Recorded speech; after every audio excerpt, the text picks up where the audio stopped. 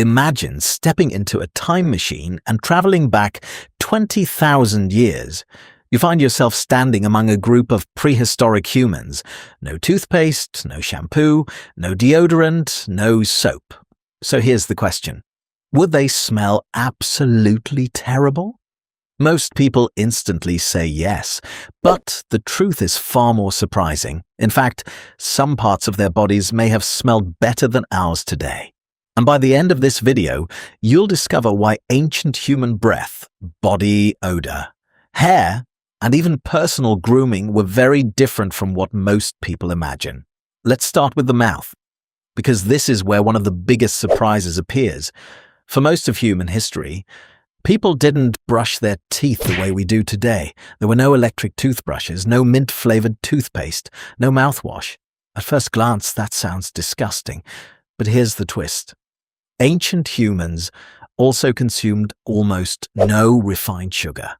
And sugar is one of the biggest reasons modern people suffer from cavities and tooth decay. When archaeologists examine the teeth of hunter-gatherers who lived thousands of years ago, they often find surprisingly healthy teeth. Many ancient populations had fewer cavities than modern humans. Their diets consisted mainly of meat, fish, fruits, nuts, roots, and wild plants, foods that didn't constantly feed harmful bacteria inside the mouth.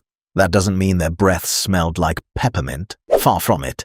Without brushing, food particles could still remain between teeth. Bacteria were still present, and infections certainly happened. But the average hunter-gatherer may not have suffered from the constant sugar-driven dental problems that plague modern societies. In some cases, their teeth were healthier than ours. Think about that. A person who never touched a toothbrush might have had stronger teeth than someone living today. But what about body odor? Surely this is where ancient humans lose the battle. Well, not exactly. Modern body odor is heavily influenced by lifestyle. The food we eat, the stress we experience, the synthetic clothing we wear, and the indoor environments we spend our lives in. Ancient humans lived outdoors. They sweated constantly, but sweat itself doesn't smell very much. The unpleasant smell comes from bacteria breaking sweat down into other compounds. Hunter-gatherers likely carried a different collection of skin bacteria than modern urban populations.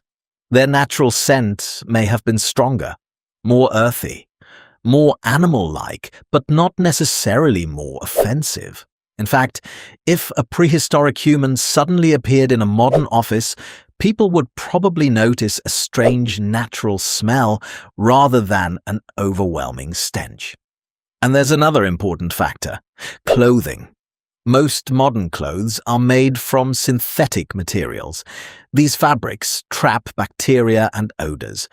Ancient humans wore animal hides, plant fibers, or often very little clothing at all, depending on the climate. Less trapped sweat often means less lingering odor. But before you start imagining fresh-smelling cavemen, there's something else to consider. Bathing. Did ancient humans wash themselves? Many people assume they didn't. Yet water has always been available. Rivers, streams, lakes, rain. Humans have an instinctive attraction to water. Even today, many animals regularly clean themselves without soap. Ancient humans likely washed dirt, blood, sweat, and debris from their bodies whenever possible. They didn't need a supermarket shelf full of products to understand the value of being clean. Now let's move to hair, because this is where things become really interesting. Today, shampoo is a multi-billion-dollar industry. We're taught that washing our hair every few days is essential. But for almost all of human history, shampoo didn't exist. So what happened? Would ancient human hair have been greasy and disgusting? Not necessarily. Modern hair often becomes oily because frequent washing strips away natural oils. The scalp then compensates by producing more. People who stop using shampoo sometimes report that their hair eventually reaches a more balanced state. Ancient humans weren't constantly removing their scalp's natural oils. Their hair may have been thicker, more textured, and certainly less styled, but it wasn't automatically filthy. Natural oils actually protect hair and skin. Of course, there were drawbacks. Dust, smoke from campfires, environmental debris, and occasionally parasites. Which brings us to one of the least glamorous parts of ancient life: lice. Head lice have been living with humans for an astonishingly long time. Scientists believe the relationship goes back millions of years.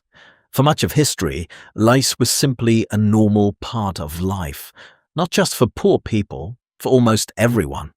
Imagine scratching your head and realizing that nearly every person around you was dealing with the same problem. Now, here's a question many people never think about. Did ancient humans shave? The answer is surprisingly complicated. The earliest humans obviously didn't have razors from a pharmacy, but that doesn't mean they walked around with unlimited hair growth.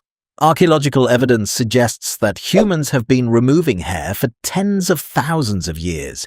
Sharp stones, flint blades, shells, all could be used to trim or scrape hair. Some researchers believe body hair removal may have helped reduce parasites. Others think it was connected to social status, attraction, or cultural traditions.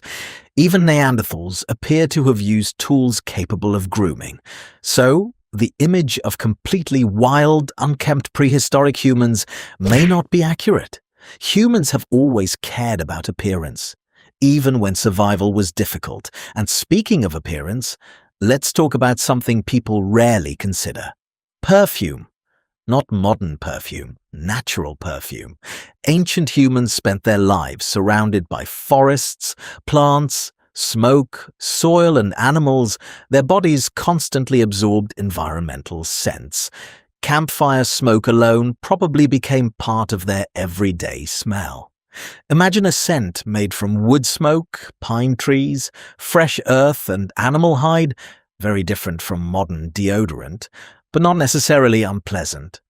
Now let's discuss something even more surprising: the smell of modern civilization. If you transported a prehistoric human into a modern city, they might find us disgusting. Think about it. Exhaust fumes, industrial chemicals, garbage, artificial fragrances, crowded transportation, fast food, polluted air. Many of the smells we accept every day would have been completely alien to them. What smells normal to us might have smelled toxic to ancient humans, and that raises an important question. When we say something smells bad, what do we actually mean? Bad compared to what? Human noses adapt to familiar environments. The scent of a forest feels normal to people who live there. The scent of a city feels normal to city dwellers. Much of smell is relative. Ancient humans probably smelled different. So, did ancient humans smell bad? The answer is yes and no. Some certainly smelled unpleasant, especially during illness, injury, infection, or long periods without access to water. But the stereotype of filthy cavemen constantly surrounded by unbearable odor is probably wrong. Their diets often protected their teeth. Their natural skin bacteria were different. They cleaned themselves with available water. They groomed their hair. Some even removed body hair. And compared to the chemical-filled environments many of us live in today, they may have carried a scent that was simply more natural. So the next time you brush your teeth, spray deodorant, or wash your hair, remember this: those habits are incredibly modern. Humans survived for thousands upon thousands of years without them. And while our ancestors may not have smelled like mint, lavender, or fresh laundry, they probably didn't smell nearly as bad as you think. In fact, if you met one face to face, the biggest surprise might not be how bad they smelled. It might be realizing that they smelled surprisingly human.